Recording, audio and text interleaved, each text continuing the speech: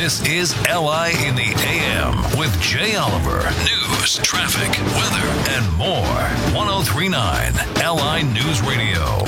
And we are back at 7:09. Let's welcome in Adrian Fassett. He is the CEO of the EOC, the Economic Opportunity Council, right here of Suffolk.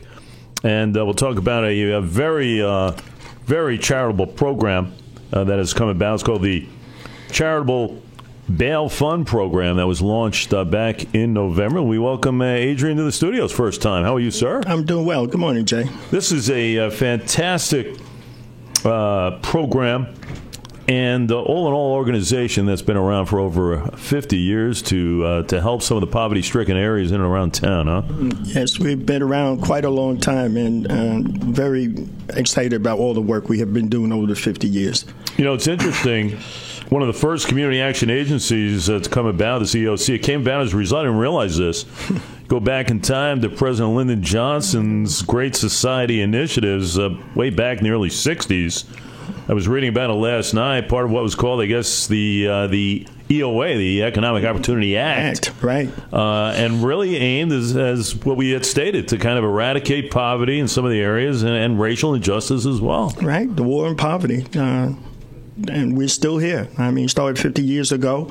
And the programs were started in different communities to attack local issues with local problems and local solutions. So what we've been doing for the last 50 years, what we did 40 years ago, we're not doing now. What we did 30 years, we're not doing now. What we're doing now, we probably won't be doing 10 years from now. It depends on the local needs of the community. And it also depends on some of the trends that hopefully will take place in a better way. I mean, now how long have you been with the EOC? I've been with the EOC or something 30 years You've now. been 30 years now. What kind of changes do you see, Adrian, let's say, going back into the mid-'90s to where it is today? Well, it's interesting you brought that up. I know when I first started, homelessness was a big issue. And then that seemed to fade away after a while, or at least it faded away in people's minds, even though homelessness is still there. Then came the AIDS epidemic, in which we definitely dealt with that full force. We came up with some very progressive AIDS programs. Then as the economy starts tanking, we need to look at more workforce-type programs and safety net programs, because in Long Island, unfortunately, we have a lot of the working poor, people who have jobs, but they are poor. They're just making it day to day. So we have a lot of safety net programs. And obviously, youth programs are always a big issue. We really feel that if you invest dollars at the front end, you won't have to spend a lot more dollars in the back end in our prison systems. And you mentioned the youth programs, and especially we know you have a big drug problem here on Long Island. These programs are vital in order to get kids off the streets, make them do something that's right, get them involved, get them interested. That's key, I would imagine, as far as the EOC is. That is totally key. I mean, it's about getting kids involved, giving them hope early in their life. It's a shame that we spend so much money on incarceration and we don't spend enough money on youth programs. And it's all about giving people hope. I mean, that's really it. If these youth, they have hope, then you'll keep them out of trouble, and that's very important. No question. What about staff-wise? What are we looking at right now with the EOC? We have 190 staff members right now. And they're pretty much dedicated to all dedicated, around, right? And they reflect the community that we serve. Interesting. You mentioned, the way back in time with some issues regarding homeless situations. Housing programs are vital right now. Give me a little bit more in depth as far as what you guys are providing. Okay, on the housing side? Yeah. On the housing, two things. One, we have a large grant to prevent veterans from being homeless, which is, to me, it's a national disgrace that we actually have homeless veterans. And we have the largest population in the state right here in the county. Right here in Suffolk County, yeah. So we have a large grant on that.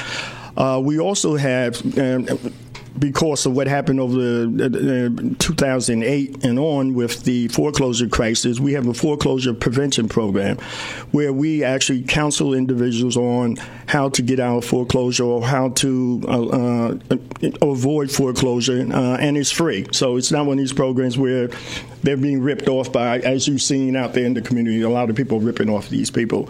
We also have an affordable housing program that we renovate and sell first-time homes to first-time buyers at a reduced rate with a subsidy. So those things are all vital. You know how important housing is, how difficult housing is in Suffolk County. I don't have to tell you. No question. So that's a major initiative for us. No question about it. Very, very key right there. Also, I was reading you guys have a lot of services for people with developmental disabilities, right? Yes, we do. We have a lot of respite programs for individuals with developmental disabilities where we give the parents a rest. We're able to take the kids out of the home and we involve them in meaningful activities so the parents can get a rest. We also have what we call residential rehab programs where we actually help these individuals learn how to live on their own. You know, how to maneuver the bus system, how to go shopping on their own, how to pay their rent, those type of things, which is very important. Give me the procedure. What would be the starting point for somebody who is somewhat under economic duress? They read about what's going on as far as the economic council, opportunity council is concerned, knowing the services you provide. What would be the first step? Somebody's listening to us right now. If someone's listening to us right now, they would call 631-289-2124. At that point, they would be screened. And we would screen the individuals, see what their needs are, and then they would be directed to the right department that could handle their needs. And then pretty much they would be taken care of accordingly, depending on that need. Yes, they would be. Also, I was reading regarding chronic health care coordination. What's that all about? That's what happened is a couple of years ago, New York State came about the whole Medicaid redesign. One of the problems in spending for New York State and all states are the cost of Medicaid. I'm sure we always talk about health care and Medicaid and whatnot. And the biggest driver of Medicaid costs is emergency room care. That's where the big driver is. So the state came up with this program called Health Homes Care Coordination. And what we do is we work with the local hospitals, health homes, Northwell Hospital, along with the health centers in Suffolk County. And our job are to care coordinate people with chronic illnesses so they do not end up in the emergency room. Our job is to keep them out of the emergency room, to hook them up with their primary care doctor, to give them the primary care instead of using the emergency room as primary care.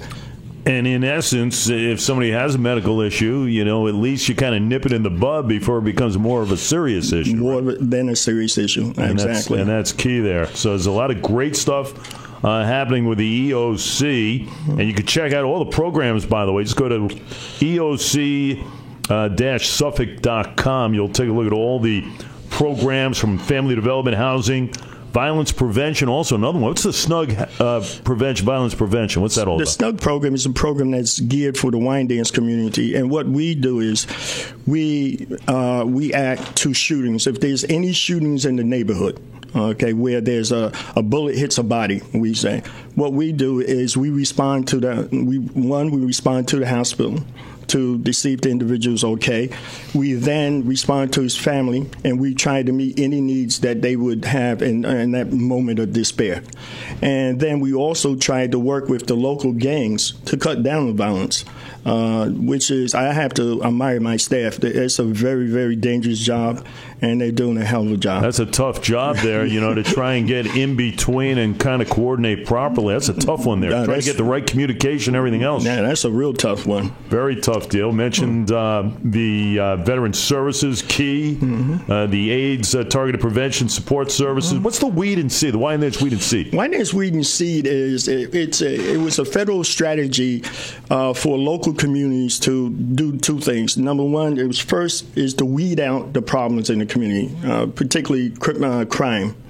And those type of issues. And then the seed part was to bring in resources to help start growing the community together. And I don't know if you're aware of it, but the whole Wine Dance Rising project in Wine Dance, a big project, which is Steve Ballone's baby, came out of the Weed and Seed community groups needing that community to be rebuilt. So it's really a community-driven type of program, and we just facilitate it for the community. That's fantastic stuff. Very important there. Of course, the health care, we spoke about the delivery system reform incentive. What's that one all about? Oh, this is similar to Medicaid redesign, but it's with Stony Brook Hospital. And what we do is we actually go out and they have come up with this survey that they say if you survey individuals, you could tell whether or not they're likely to go to their primary care doctor. So what we do is we go out and we survey low-income individuals and individuals who score low, which means that they more than likely will not go to their primary care physician. Our job then is to get them to go to their primary care physician. So it's sort of like the other care coordination program, but these individuals are not with chronic illnesses yet. Just some simple medical issues, but still, you guys, I'm sure oversee co-payments and everything else that are necessary when you get to the doctor. That type of thing. Yes, we do. That's an excellent way. Let's talk about one of my favorite programs. I just read about this, and it was actually started in November, and it's called the Bail Funding Program, which I think is fantastic. How long has this been in operation? It just in Suffolk County, we just started in November. So first time, right? First time. There's only a few programs in New York State. Let me just give you a little background on how the program started here in Suffolk County. I got a call from my local congressman, Steve Israel, that he wanted me to visit this program in the Bronx. So he wanted me to meet him at a diner in Astoria. For people who don't know, Steve Israel's a big diner junkie. He loves going to diners. I still didn't know why we had to meet in Astoria to go to the Bronx, but okay. So I met with him in Astoria, and he took me up to what they call the Bronx Freedom Fund in the Bronx, and I had never heard of this program.